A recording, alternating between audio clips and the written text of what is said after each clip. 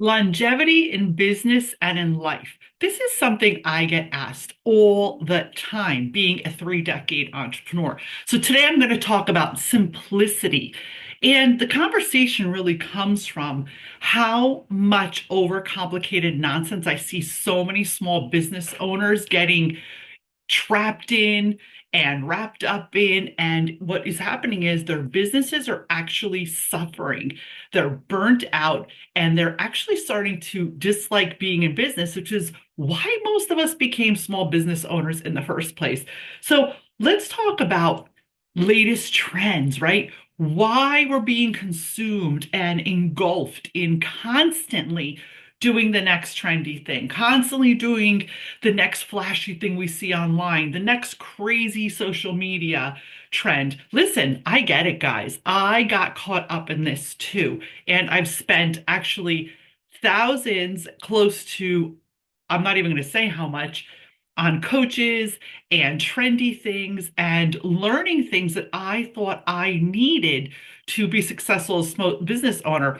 And actually, this was kind of ridiculous because while some of the things were useful and wonderful, 95% of the things I thought I needed were actually just shiny distractions and things that actually took me away from the core business structures that helped me create massive wealth and success in the 30 years I've been in business. So we're going to talk about simplicity.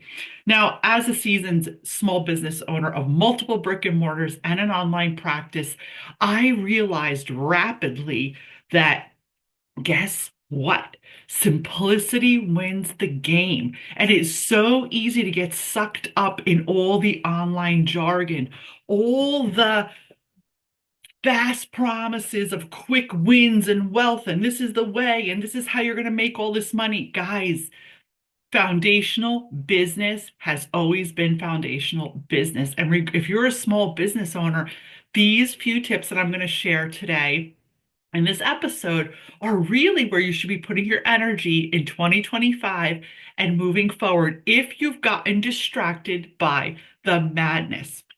Simplicity wins in business.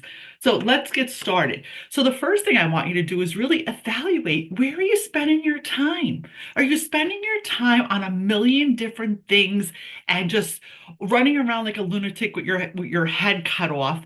And things are not profit producing. At the end of the year, I actually did an audit of myself, my time, my team. And when I sat down with my team, I realized that I myself had put myself and energy into things that were not profit producing. And they were just energy suckers, right? They were things that I had been taught by maybe other coaches and mentors that really weren't aligned with who I am, my message, my client's message, and what the end result is, and what do I want my business results to be, right? So I see it all the time. People get distracted. People go with the next shiny thing, the next trendy thing, the next fad online.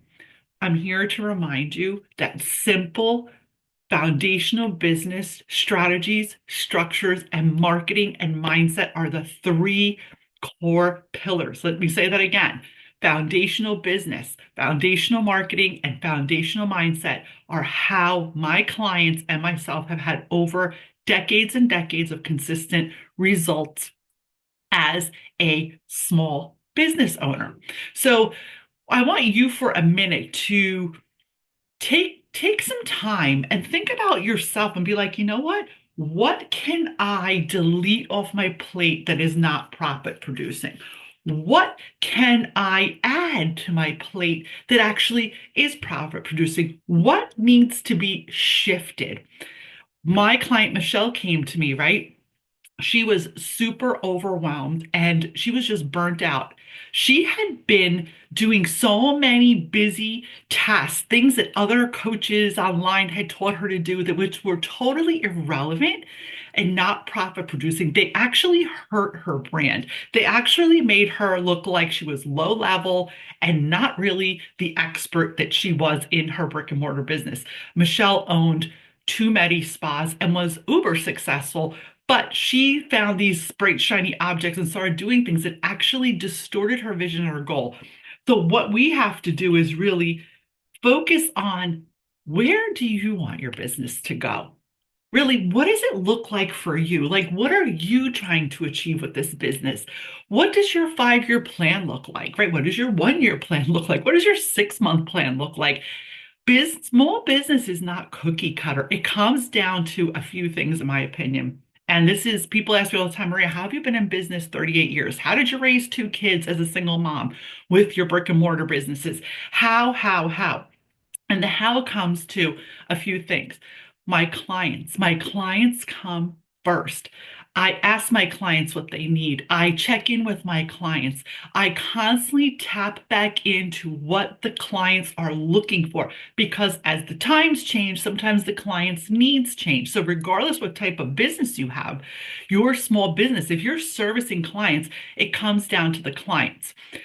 Part two with the clients is I make sure my client journey, the experience from the second they find you online or the second they're referred to you, that their journey is frictionless. There should be no friction, meaning it should be easy to find you, easy to book a call with you, easy to book an appointment, simple and clear to understand on your website who you are, what you do, who you serve, how they can work with you, how they can book an appointment with your practice. Here's a real quick little thought I had the other day. I was looking for a service. I'm like, I needed someone to do something professional for my business. And I started Googling and I was so disappointed at what I saw. I saw really crappy Google business listings. I saw terrible websites.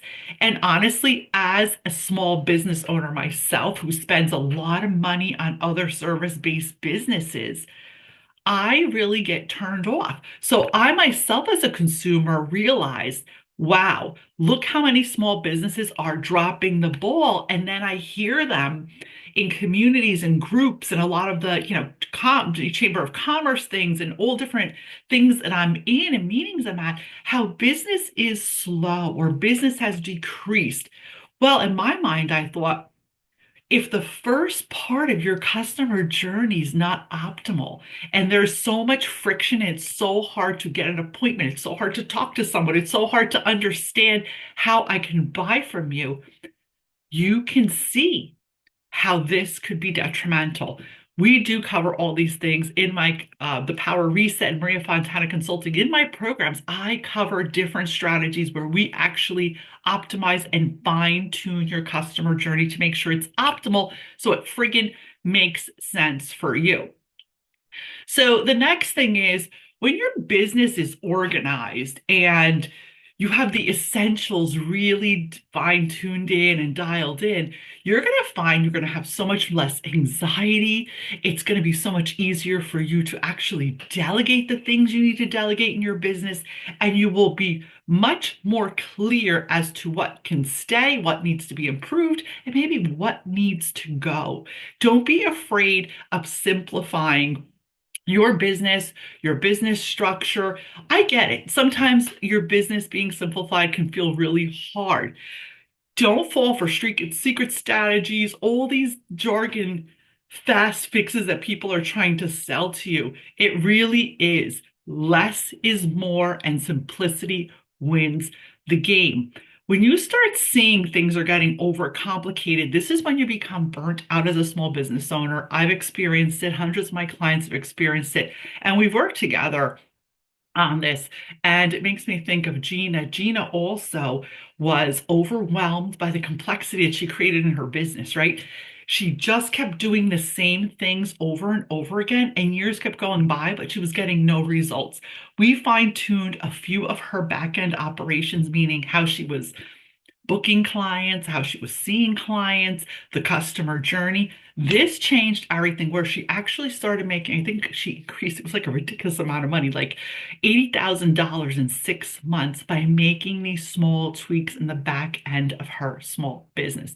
So remember, guys, as you're growing, as you are expanding, as you are resetting your small business, Keep things simple. I would love if you're interested in working on creating more simplicity in your business and increasing your revenue and profits, just schedule a call with me at mariafontana.com. I would love to connect with you further on this. So listen, I get it. You want to be doing things that are trendy. You want to be on target. You want to be evolving, but be really mindful that you are not overdoing things that are not profit producing. Make sure you're keeping your business lean, not overspending, and keeping things simple.